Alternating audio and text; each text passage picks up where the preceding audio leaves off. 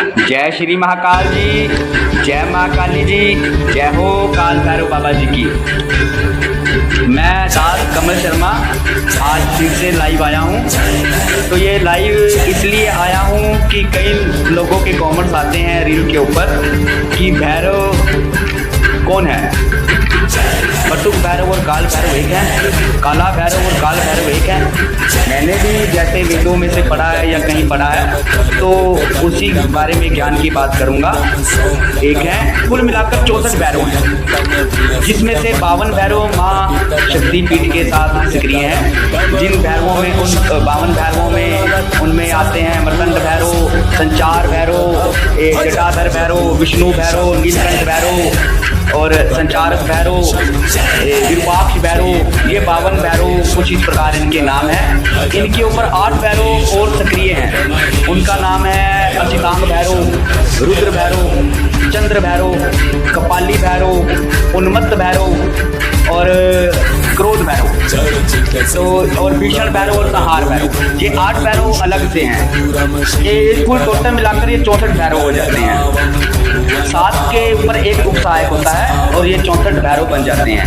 इन सब का जो संचालक करने वाले हैं वो हैं काल भैरव। तो काल भैरव भगवान जी जो हैं बहुत ही जल्दी प्रसन्न होने वाले देवता हैं। काल में तो मैंने भय का नाश करने वाले।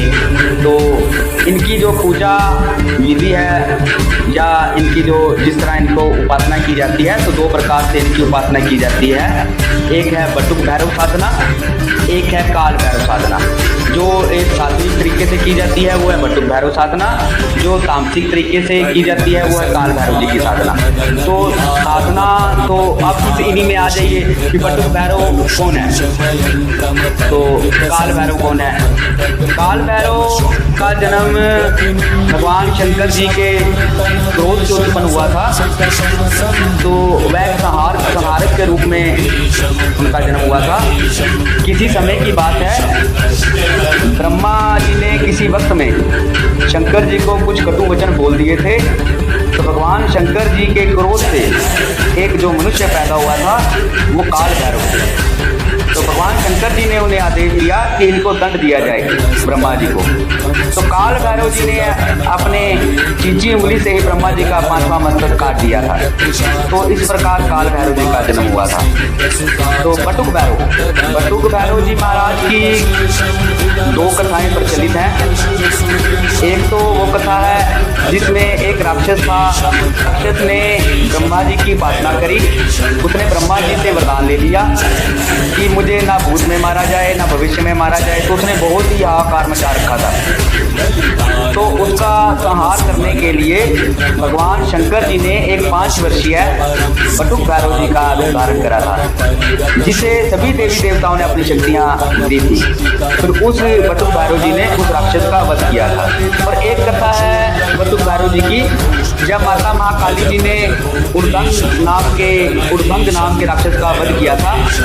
तो उसके राक्षस का वध करने के बाद ही माता का क्रोध शांत नहीं हो पा रहा था। तो भगवान शंकर जी ने फिर 5 वर्षीय एक बाघ बटुक जी का रूप धारण करा था और माँ को माँ कहकर पुकारना शुरू कर दिया। और मेरी करुणा महिमा ममता महिमा ने क्रोध त्याग कर अपना सात्विक रूप धारण कर लिया था।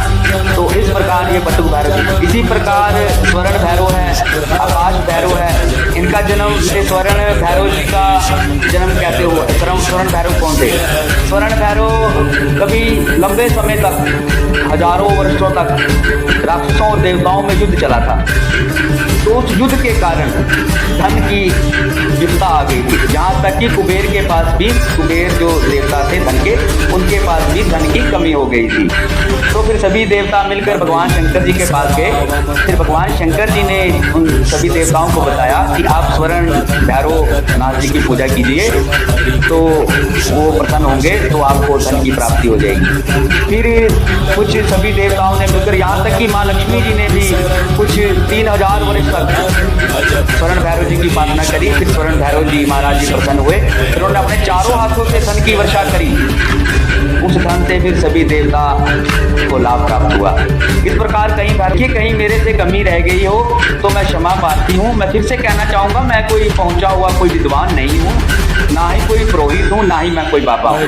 आप जैसा ही व्यक्ति विशेष हूँ, तो इसलिए क्षमा प्रार्थी रहूँगा अगर कहीं त्रुटि रह गई हो तो। जय श्री महाकाल, जय माँ काली, जय हो काल भैरव बाबा जी की जय हो।